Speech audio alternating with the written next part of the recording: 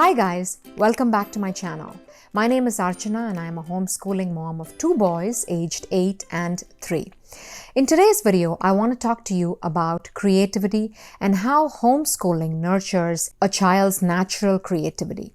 Now, I'm not saying that all homeschooled kids are more creative than their school-going peers, but when a child is given the time, the freedom, and the resources to master a subject or to learn at his or her own pace, just to experience the sheer joy of learning without the constant threat of grades, of exams, or of just the social pressures of, peer acceptance, a child's natural creativity just bursts forth. You don't have to do a thing to bring it out. As long as we don't stand in our kids' ways, our kids just end up becoming really unique, creative individuals just because homeschooling affords them the time and the freedom to just nurture their own passions, to learn at their own pace without being constantly judged and graded. So to better understand this concept, I'm just going to give you a few details. Nothing new, things you probably already know.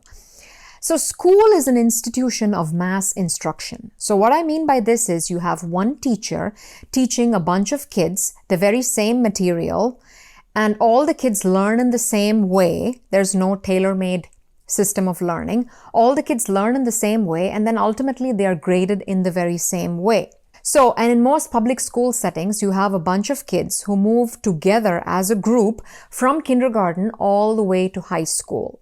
A whole bunch of kids who are pretty much on the same intellectual wavelength, with a few exceptions. There are genius kids everywhere, but for the most part, you have this sameness, this sort of degree of homogeneity in the way kids are taught and ultimately in the way kids end up thinking. Schools literally teach kids how to think.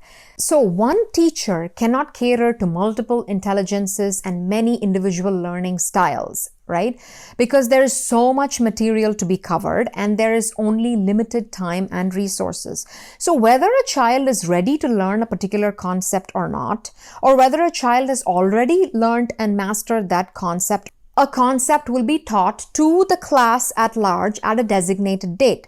So if a child is oversmart and is bored in the class, he or she is labeled gifted and placed in a separate class. Or if the child is struggling, he or she is labeled with a learning disability and also placed in a separate class. So what we have in the middle is just a big average group of students with very predictable ways of thinking that are again easy to instruct and to control. So kids from a very young age are taught to think inside this very limited box. They are conscious of two things. One, is my learning going to affect my grades? Two, is my performance going to affect my social standing with my peers? If I'm too smart, am I going to be labeled as a nerd or as a geek? And is this going to affect my social standing? Now, in my tenure as an undergraduate professor, I have met multiple smart kids who have willingly dumbed themselves down so not to face resistance socially with their peers. Anyway, my point is that homeschooling allows kids not to be hindered by these factors.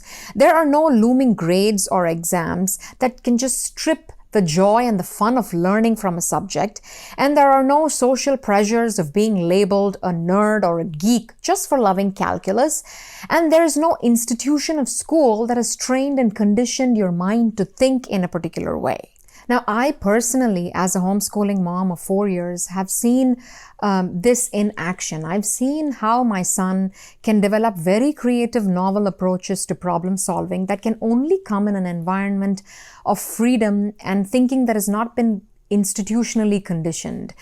I was reading this article that made its rounds on Facebook a few months ago.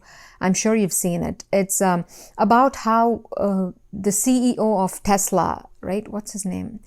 Elon Musk, right? He created a completely alternative school for his kids because he was so dissatisfied with the current state of education and with how it created workers or people who just couldn't think innovatively. Now, the future, people are always worried about the future when we speak about homeschooling, about the future and the job market. Well, the future and the job market is going to look completely different than what we're used to. One of my favorite authors, John Taylor Gatto, says in his book, I think it was The Underground History of American Education.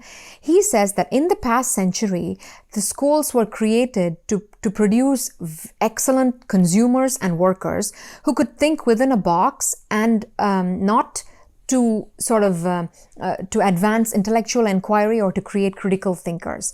But the world in which we live in and the world in which our children are going to grow up is going to be very, very different.